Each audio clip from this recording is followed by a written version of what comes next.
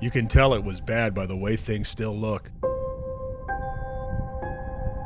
You know it was awful because 18 people died here. You can try to describe it. Reporters have tumbled out words. But the truth is, when you are here, you get quiet.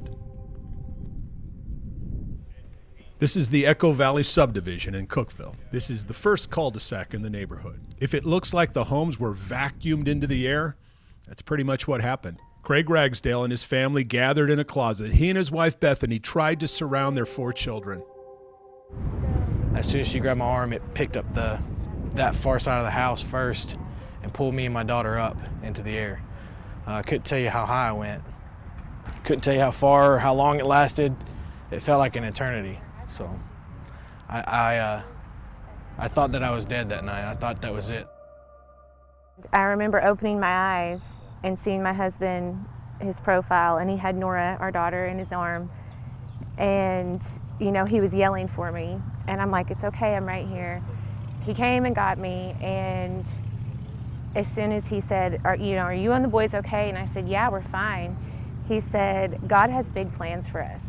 Craig Ragsdale is a Cookville policeman, but that night he was just a dad, a husband, a neighbor. And what he relied on was not his training, it was what he believed, down to the marrow of his bones. He heard his neighbor crying for help with a badly wounded child. I said out loud, I need to find shoes.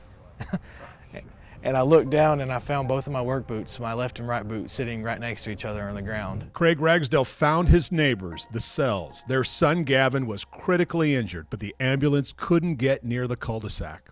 And I remember sitting there and thinking, if he doesn't go, he may pass away, just because of the injuries that I saw.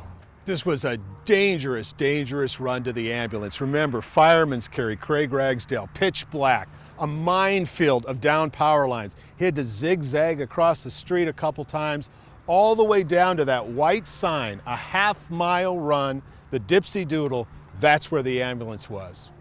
The next day, I couldn't come out here and find 2 pairs of shoes, the left and the right, that matched. You know, like, you know that God had his hand on that, because how would that have happened? Craig Ragsdale filled those boots that night, and it filled him when his wife encouraged him. At one point, I looked at her and said, are you okay? And she said, I know you have to. So it was big for me to have that support, because she knows that that's what needed to be done. And she knew that I was going to, she knew I'd be back. Little Nora had a broken leg, Carter had a concussion, but Bethany Ragsdale was no longer afraid. We just lost everything. We almost died, but none of the negative even mattered, because it was just like this renewing of life and security that I've never felt before. 11-year-old Gavin survived. That desperate, perilous run did it. You might think there's nothing left of Echo Valley. You would be wrong. Every single person who lived here still lives. And then there's the faith, as powerful as any tornado. In Cookville, I'm Dennis Ferrier, Fox 17 News, your Code Red station.